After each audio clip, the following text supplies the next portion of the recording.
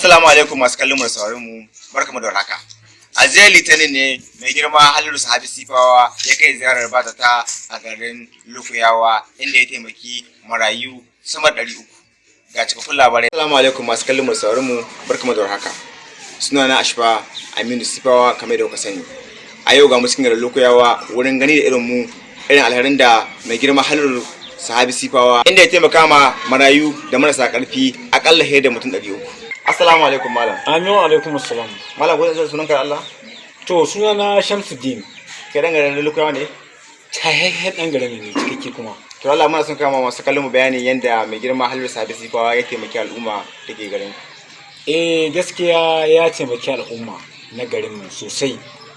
Ba ma mu kadai ba, duk yankin da a yankin duk al'ummar da a yankin nan sun umhana da Halilu kuma sosai. Don haka ya kawo mana ci gaba yadda ba mai zato ba. Ya kawo mana famfo na ruwa, ya kawo mana gyaran hanya, ya ba mu abubuwa na more rayuwa. Yana taimaka mana da takin zamani, irin masu aikin lambu, yana taimaka musu da injiman ban ruwa da dai makamantansu. To gaskiya babu abin da za mu ce ma Halilu gaskiya sai dai Allah ya saka mai da alkhairi. Inda yake son ya kai kuma Allah ya kai shi. Saboda ni duk wanda kawai ya ji daɗi bai bare ma fata alkhairi. To mu gaskiya mu gare mu kam gaskiya ba mu da shi.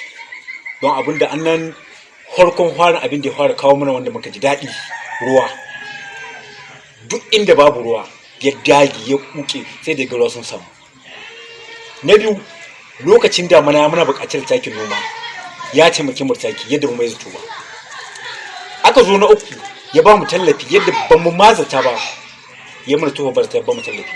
Sannan ya taimaki marayu marasa ƙarfi masu marasa gani ya taimake su sosai. To kaga irin haka babu abin da zamu ce ma daga Halilu Jiji sai dai mai fatan alheri da irin abubuwan da yake yi. Allah ya ƙara bashi ikon ɗaukar al'umma ya ci gaba. Muna fata haka insha Allah. To jama'a kun da ji yadda ta kaya tsakanin mu da Malam Shamsuddin inda yake bayyana irin alherin da yayi kuma da nasarar da ya kawo ga fati ne kuma da farjin da ya ƙara ga al'umma. To jama'a sai wata da Allah ya kai mu za ku ji mu dauke da sababbin rahotanni. Mun gode masu kallon mu da sauraron mu daga naku Ashfa'i Zaki Sifawa.